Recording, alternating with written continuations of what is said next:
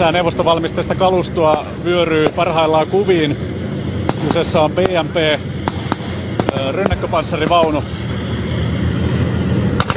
Tarkoitus saattaa BMP-2, joita on edelleen käytössä panssaripirkaissa.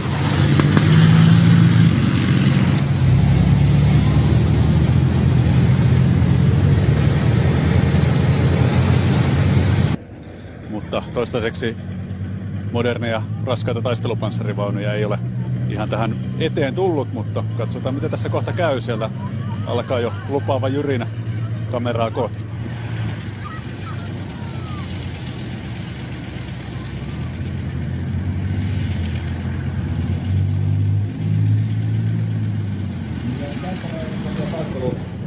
Käy tässä alueella ja tässä osa kalustosta ajaa nyt sitten teidän edestänne puhdissamme niin sanotusti kentän tätä raskapatteista ykkössä varten.